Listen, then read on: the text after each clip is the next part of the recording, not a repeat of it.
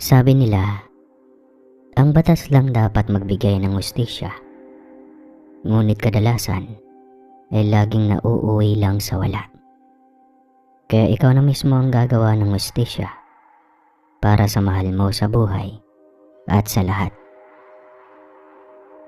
Magandang araw po sa inyong lahat at sa masusugid na tagapakinig ng kanyang channel. Tawagin niyo na lamang po ako sa pangalang Luna. Nais ko lamang ibahagi ang aking kwento. Tobong antike ako. Taong 1998 yan. Ang taong hindi ko makakalimutan. Dahil may mga bagay na nangyayari na hindi kayang ipaliwanag ng siyensya o maging mga ordinaryong tao lang. Isa akong manunugis noon ng mga nilalang ng dilim. Namana ko ito sa aking mga magulang na pinatay ng walang kalaban-laban na mga nilalang ng dilim. Kaya heto ako, patuloy na naghahanap ng hustisya at patuloy ring tumutulong. Ang tanging kasama ko na lamang sa buhay ay ang aking lolo Bonjing. Apo, kailan ka ba titigil riyan sa ginagawa mo? Tanong ng aking lolo nun. Hanggat hindi ko nabibigyan ng hustisya sila inay at itay. Seryosong turan ko. Apo, papaalalahanan lang kita. Gusto ko nang tumigil ka na sa mga ginagawa mo. Ang bata mo pa. Dapat nag-aaral ka pa. Gusto mo bang matulad ka sa iyong mga magulang? Sambit nito. Lo, hindi ako matatahimik hanggat hindi sila nauubos. Ayokong dumating sa punto na pati ikaw ay kunin nila sa akin. Seryosong ani ko pa rin. Umiling na lang ito dahil alam nitong buo na ang aking pasya. Kaya naman lumabas na lamang ito ng bahay at iniwan ako na nahuhulog sa malalim na pag-iisip. Pagsapit ng gabi sa pagitan ng alas 10:30 ay lumabas ako upang mag-abang ng mga bangkilan. Ang uri ng mga aswang na napakalakas at napakaliksi. Lumalabas sila sa ganong oras at nag-aabang ng kanilang bibiktimahin. Ang palibot kasi ng kabahayan namin noon ay kagubatan. Kaya hindi kataka-taka kung maraming naninirahan gaya ng uri nila. Hanggang sa may madinig akong humihiyaw. Boses iyon ng lalaki. Nang malapit na sa gawi ko ang lalaki, ay kaagad ko itong hinila patungo sa tinataguan ko. Sisigaw na sana ito nang mabilis kong tinakpan ang bibig nito. Huwag kang maingay. Kung hindi, mahuli nila tayo. Bulong ko. Tumango naman ito at nanginginig. Ramdam kong takot na takot ito dahil nanginginig ang buong katawan nito. Hanggang sa makarinig ako ng kaluskos. Tanda na nariyan na sila sa paligid. At sa paggulo ng dala kong langis, halos matapong na ito dahil sa matinding paggulo nito. Bekya na naman. Naghanda na ako at tinalabas ko na ang aking sandata. Ang pamana ng aking lola sa aking ama. Nang mamatay sila, ay ako na ang gumamit at nang buntot pagi pa. Nang lumabas ito, ay dahan-dahan akong umakyat sa puno. Ang wangis kasi nito ay hindi kaaya-aya. Naglalawa ito ng kulay berde at nakakadiri kung ito iyong makikita. At isa pa, napakabaho din ito na aning may nabubulok na bangkay. Alam kong naaamoy ako nito, kaya umangil ito ng napakalakas. Tanda nang nagtatawag ito ng mga kasama. Kaya naman tumalo na ako mula sa kanyang likuran na ikinagulat nito. Oh, mukhang magtatawag ka pa ng mga kasama. Bakit? Gusto mo bang may kasalo? Ang bait mo naman pala. Pero mukhang ikaw ang pagpepiesta ng mga kauri mo. Nakangising turan ko. Umangil ito at handa na akong sunggaban. Ngunit mabilis ko itong naiwasan. Ang bagal mo naman. Pang-aasar ko pa dito. Yun kasi ang panlansi ko sa kalaban para lalo itong magalit. At ang magawa ko na ang bagay ko ay umusal ako ng orasyon at biglang lumiwanag ang buntot pagi ko. Walang awa ko itong inihampas sa aswang. Napahiyaw naman ito. Kaya naman bago pa ito makatayo ay mabilis ko na itong pinutulan ng ulo. Lumabas ang bardeng dugo nito sa putol na katawan hanggang sa bumagsak na ito sa lupa. Yan lang pala ang kaya mo, ang hina-hina mo. Pagyayabang ko. Bago ako muling nagtago sa likod ng madilim at madamong na puno. May nakahanda na rin akong patibong na ginawa ko noon pa. Doon ay sisiluin ko sila at susunugin sa paraan na yon. Para kahit papano ay malalagasan sila. Hanggang sa marinig ko na ang ingay sa paligid. Tanda na nariyan na sila. Alam kong pagpepesta nila ang kauri nila. Abay, mas marami kayo ngayon ha. Kaso, ubos kayo ngayon sa akin. Bulong ko. Habang sila ay abala sa paglantak ng kanilang kauri, ay hindi nila napansin ang pagtanggal ko ng lubid. At walang kaano-ano'y. Bumagsak ang napakalaking hawla na gawa sa kahoy. Lahat sila ay pilit na kumakawala. Oh, tapos na ang hapunan. Ngayon ay matulog na kayo. Ani ko. May inilabas kasi akong kerosene. Dala ko ito palagi. Pagkatapos ay ibinuhos ko ito sa palibot ng napakalaking hawla. At sinindihan ko ng posporo. Nakangisi akong inihagi sa kanila ito. At sa isang iglap ay agad silang nasunog. Tanging hiyaw na lang ang kanilang ginawa ng mga oras na yon. Hanggang sa tuluyan ng maging abo sila. Ang lalaki na tinulungan ko ay nagpasalamat sa akin. Inihatid ko pa ito palabas ng gubat. Hinabol raw siya ng bangkilang iyon. At pagkatapos ay umuwi na rin ako. At alam kong dadatnan ko na namang naghihintay si Lolo Bonjing sa akin na sobrang nag-aalala. Apo, Diyos ko salamat sa Diyos at ayos ka lang. Bungad nitong sabi nang makapasok ako sa loob ng bahay. Lo, hindi ako papabayaan ng Diyos. Kaya wag kayong mag-alala para sa akin. Ngiting turan ko. Alam ko naman yun, Apo. Natatakot lang ako na baka isang araw ay mawala ka at magaya sa mga magulang mo. Sambit nito. Hindi yun mangyayari, Lo. Wag po kayong mag-alala. Kayang-kaya ko ang aking sarili. Turan ko. Sige na, magpahinga ka na riyan. May pandesal at kape sa mesa. Kumain ka muna. Uwi ka nito. Sige po, Lo. Salamat po. Hindi niyo talaga ako pinapabayaan. Ngiting sagot ko. Siyang tunay, Apo. Sige na, may gagawin ba ako? Ngiting tura naman ito. Napangiti ako dahil alam kong hindi ako pinapabayaan ng lolo ko. Hindi na ako nakatulog ng umagang iyon dahil naglako ako ng pandesal. Yun po kasi ang kinabuhayan ng lolo ko, Sir Casper. Hindi ko pala nababanggit. Gumagawa ang lolo ko ng pandesal. At inilalako namin ito sa kabayanan. Isang araw noon, habang ako ay naglalako, nakita ko ang mga nagkukumpulang mga tao sa hindi kalayuan ng mga kabahayan. Kaya naman sa kuryosidad ko ay pinuntahan ko ito. At habang papalapit ako ay naaamoy ko ang umaalingasaw na masangsang na amoy na para bang nabubulok na hayop. Kaya naman napatakip ako ng kamay sa aking bibig at ilong. At paglapit ko, halos mapadawal ako sa aking nakita. Dahil isang babae na naliligo sa sariling dugo at wakwak ang tiyan ang naroon. Wala na rin itong mga lamang loob. Diyos ko, anong klaseng hayop ang gagawa nito? Hindi hayop kundi aswang ang gumawa niyan. Nakakaawa naman. Grabe, halos walang itinira. Sobrang nakakatakot naman. Iilan lang iyan sa mga bulungan ng mga taong naroroon. Mula nang mangyari iyon, ay halos araw-araw ang patayan. Kahit nang patuloy akong nakikipaglaban sa mga aswang na patuloy na nambibiktima.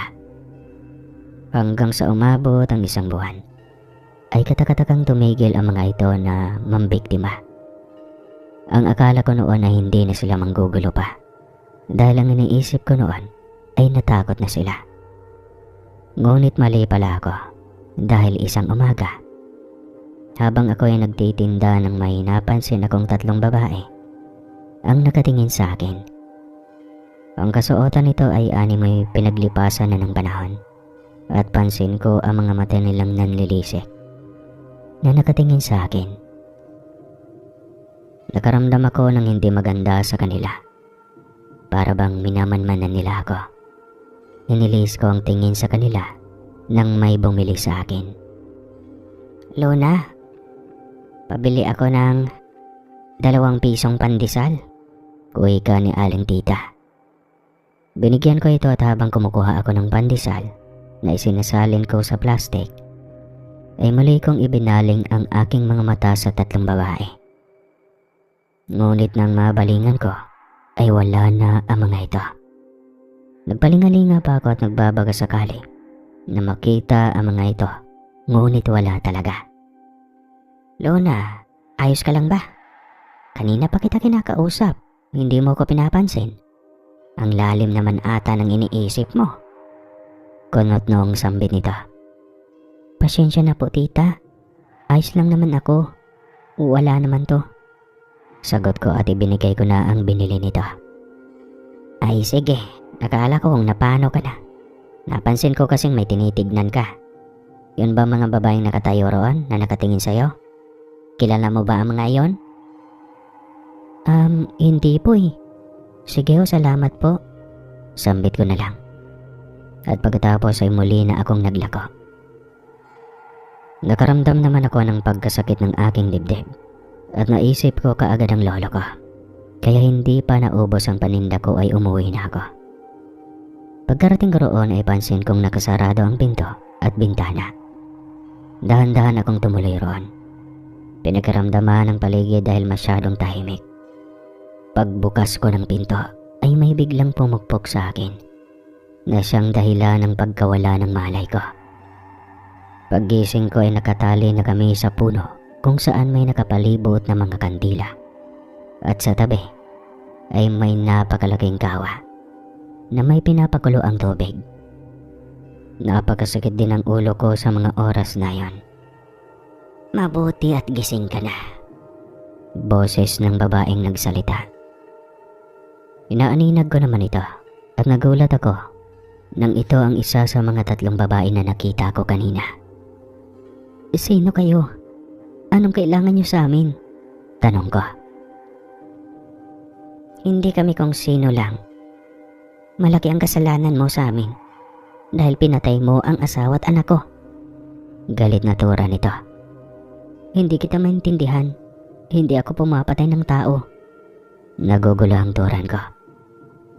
"Hindi ka pumapatay. Hindi mo ba naaalala ang nangyari?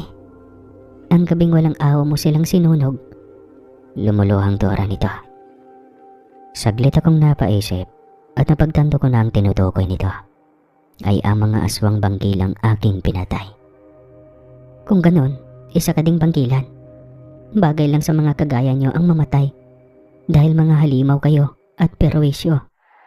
Galit kong turan. "Matapang ka.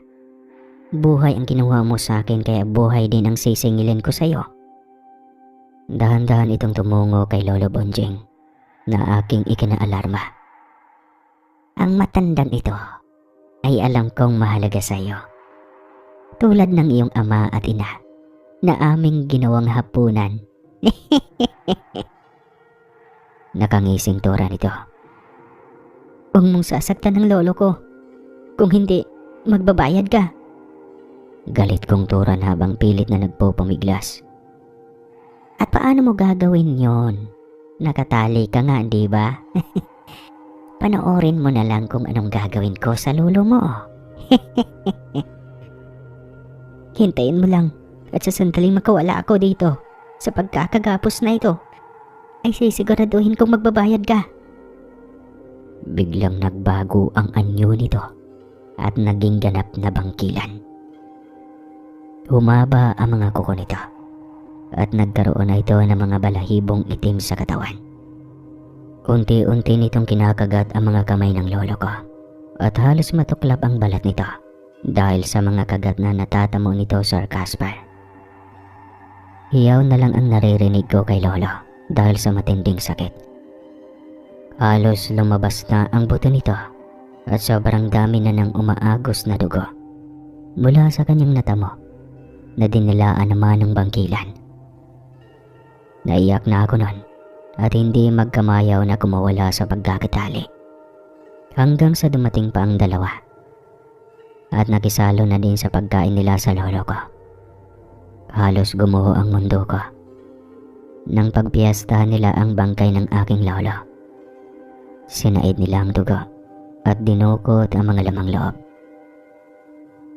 Habang abala sila, ay dinukot ko ang punyal na nakatago sa tagiliran ko na palagi kong dinadala kahit saan ako magpunta. Dahan-dahan ko iyong pinutol nang makawala ako. Ay labis na galit ang namutawi sa kaibituran ng puso ko.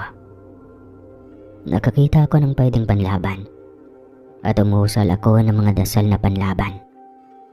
Napansin naman nila ang presensya ko nang maubos nila at maging buto na lang ang natira sa katawan ng lolo ko. Umangil sila ng napakalakas at anumang sandali ay nakahanda silang sunggaban ako. Tatapusin ko na ang kasamaan nyo. Magbabayad kayo sa ginawa sa lolo ko.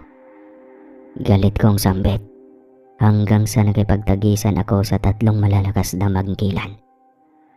Natalo ko kaagad ang isa at pinugutan ko ng ulo. Ganon din ang isa pang sumunod. Pinugutan ko din. Magbabayad ka. Matitikman mo ang ganti ng bangkilan. Galit na tura nito dahil mag-isa na lamang ito. At matitikman mo rin ang ganti ng tao. Hindi ko hayaang magwawagi ang mga halimaw na katulad mo. Sigaw ko. Hindi mangyayari yon dahil ako ang tatapos sa buhay mo. Tignan na lang natin. Muli itong sumugod sa akin na hindi ko nagpaghandaan. Kaya natamaan ako ng matutulis nitong kuko hanggang sa tumayo ako sa lupa at sinakyan ako nito. Ngunit mariin kong sinasangga ang hawak kong sandata nang sa ganon ay hindi siya makapaminsala sa aking katawan. Hirap na hirap ako dahil sa tindi ng lakas nito, pero hindi ako nagpadaig. At ginawa ko ang lahat hanggang sa maitama ko sa pwesto ang punyal. Isinaksa ko ito sa kanya. Nakaalis ako mula sa pagkakadagan niya at sa pagkakataong iyon ay tinara ko ang sandatang hawak ko sa dibdib nito na siyang ikinapanghina nito. Kung inakala mo ay magtatagumpay ka, nagkakamali ka. Palaging kabutihan ang magwawagi. Iyan ang iyong palaging tandaan. Galit na turan ko. Tse! Mamatay man ako. Marami pa rin mga aswang ang maghahasik ng lagim. At sa pagkakataong iyon ay uubusin ng mga kalahi ko ang mga mahihinang nilalang na kagaya ninyo. Nakakangising sambit nito. Aabangan ko ang araw na iyon at susunugin ko sila ng buhay. Matapang na sambit ko. Hanggang sa unti-unti na itong nawala ng buhay. Tumayo ako at hinanap ko ang bangkay ng lolo ko. Napalod ako sa butong natira na lolo at doon inilabas lahat ng aking luha. Lo, patawad Lo, patawad. Ipinapangako kong uubusin ko ang lahi ng mga aswang. Pangako Lo, hanggang sa muli nating pagkikita. Agol-gol ko. Kinuha ko ang buto nito at iniuwi sa aming bahay. Kaya napunong-puno ako ng dugo habang dumadaan sa mga kabahayan na nakatulog na ang mga tao. Dire-diretso lang akong naglakad kahit may mga asong nangaharang at tumatahol. Pag-uwi ko ay nilibing ko sa likod ang mga buto ng lolo ko. 1 buwan na makalipas doon ay naging maayos na ako at naging tahimik na ang lugar namin. Masakit mang isipin na ako ay nag-iisa na lamang, pero hindi ako nawala ng pag-asa. Ipinagpatuloy ko ang naiwang negosyo ng aking lolo at ipinagpatuloy ko iyon hanggang sa lumago at lumaki iyon. Kasi alam ko balang araw na ang buong Pilipinas ay sasakupin ng malunggay pandesal. Ngayon ay maligaya na ako sa piling ng bago kong pamilya. Ang nangyari sa aking buhay ay hindi ko makakalimutan kailanman. Sana ay magsilbing aral ito sa lahat ng nakikinig.